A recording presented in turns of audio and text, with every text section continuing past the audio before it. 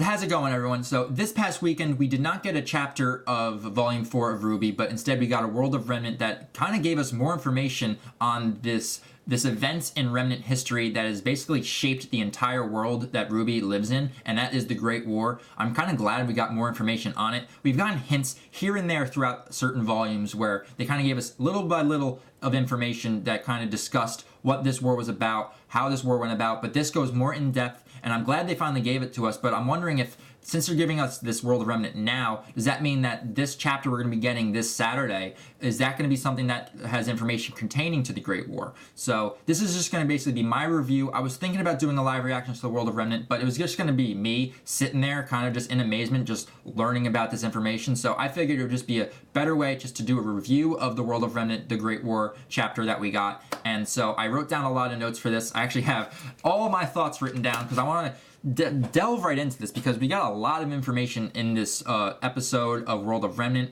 So as it states in this episode, this war, the Great War, like as it's so properly named, is not really that great because it kind of brought everyone within the World of Remnant to kind of like the brink of extinction in a way, if you think about it, because it had everyone fighting and there was no end in sight. Because as it states, this shapes the world we know that RWBY lives in was shaped and altered by this Great War. This war lasted 10 years, and just to think about it in like actual history that like we have in our world, World War I and World War II combined lasted about 10 years. So that's basically taking the two great wars in our history and actually combining them to actually equal the length of the Great War within the World of Remnant.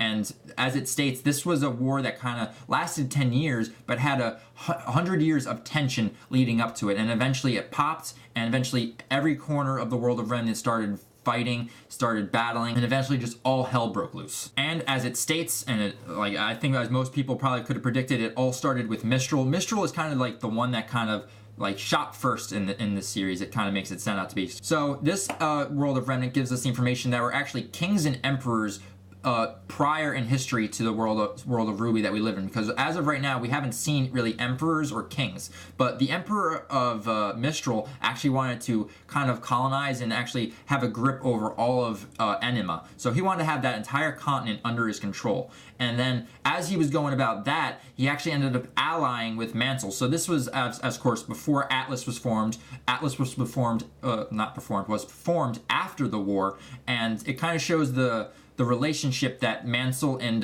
Mistral had with each other, and because they formed this alliance, Mistral was able to provide them with all these desirable goods that Mansell wasn't able to acquire within the icy tundra that they were living in. And likewise, Mansell was able to provide Mistral with technology that they were developing, and since we knew that Mansell and then later Atlas were like the leaders in technology, so they had this good little relationship going back and forth to where they were able to trade back and forth with all these goods that they either did not have or wanted, and they formed a good relationship. So as this relationship goes on, we soon learn that Mansell was actually the one to ban they banned arts and they banned self-expression, which was actually, if you actually go back to Ozpin's speech in Volume 2 of Chapter 8, he explains this, but it actually doesn't say who did it. So I feel like we could have like guessed this because Mansell and Atlas have a very militarized background, so it just makes sense that they would be the ones to actually ban the arts and self-expression. And of course, after the war, we learned that people started to name themselves after colors, after all the forms of art.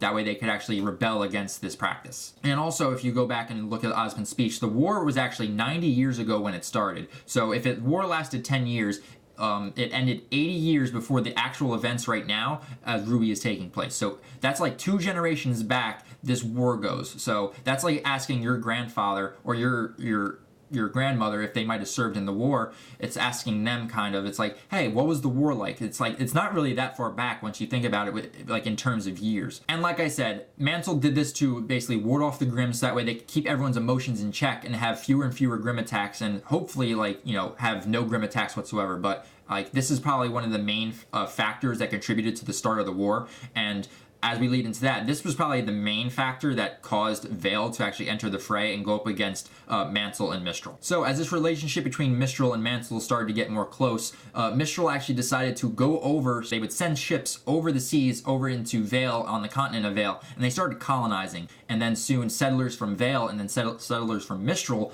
met up, and there was conflict going about, like who's going to settle here, who's going to own the land here. And then as it goes on, like the people were approaching the king of Vale, basically asking them, like, why are Mistral, people from Mistral settling in our lands? You should do something about this. And before he could do anything about it, a riot ended up breaking out, and this riot turned into the first battle of the war. No one knows who shot first or who actually started the conflict, but this riot actually ended up sparking the fire for this 10-year war that the world of Remnant was going to be succumb to for the next 10 years. So with this war, we actually had two sides. We had Mistral and Mantle, and then we also had Vale and Vacuo. Vacuo didn't join the fight until Mistral and Mantle kind of put their 2 cents into what Vacuo was doing. They were kind of overshadowing them, making them, kind of forcing them in a way to join them. And then Vacuo, being the type of people that they are, they didn't want to be oppressed by these two powers, so they ended up driving them out of their part of the continent, and they told Vale that they had their backs. And it's very interesting to note too that the two sides, if you look at Mistral and Mantle, they both start with the letter M, and then Vale and Vacuo both start with the letter V. So there's kind of similarities between there, and also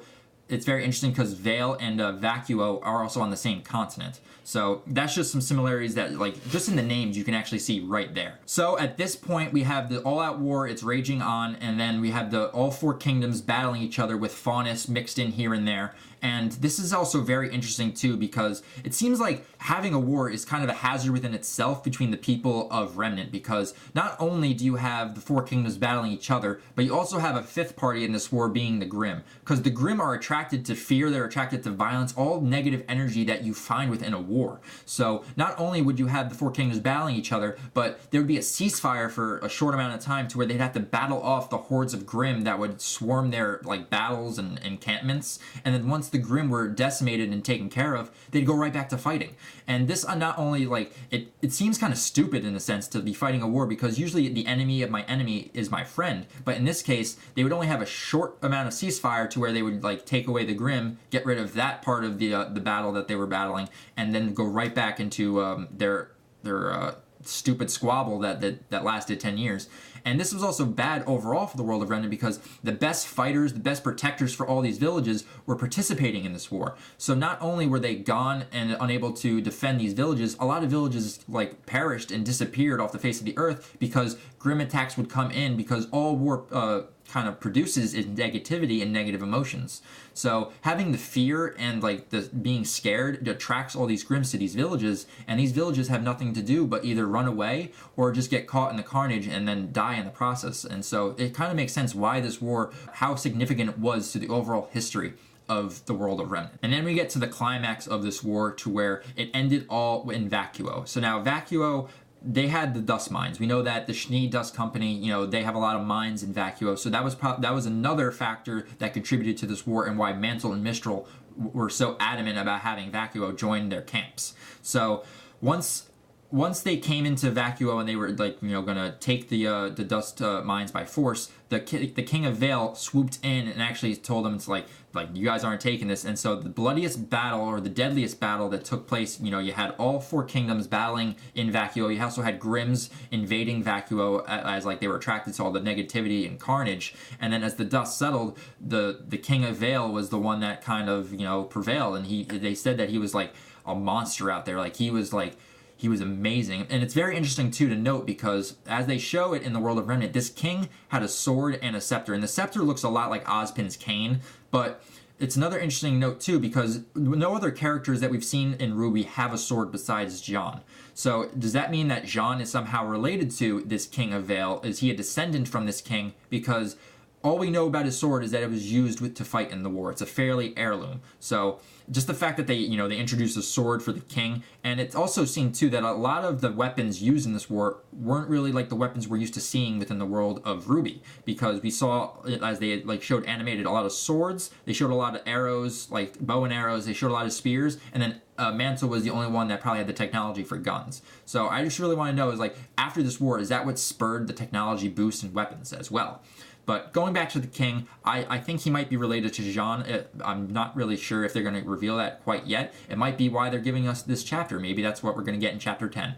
I don't know. But going back to this battle, so the king of Vale kind of, after the dust settled, he had everyone bow down to him. Like he ended the war, but he ended up not taking up the mantle of being like the ruler of Remnant. So he decided to actually have everyone meet, as we come to know from the Vital Festival. They met on the island of Vale, or the little piece of land known as Vital, where they kind of set in motion, like, here's how the governments are going to run, here's how the schools are going to run, here's how everything is going to be built on after, so we can avoid conflict like this again. And this was what led to establishing the schools and the future of the world of Remnant. It's what also gave us the Vital Festival for huntresses and huntsmen to, you know, hone their skills and to protect everyone within the world of Remnant. And a little keynote to notice too is that this is also what kind of led to the Faunus gaining the rights to, or the land of Menagerie. Even though that the Faunus viewed this as, like, you know, like, this is like the corner of the world where they just wanted to shut us up, this was still a part of that whole treaty and group session that they had on the island of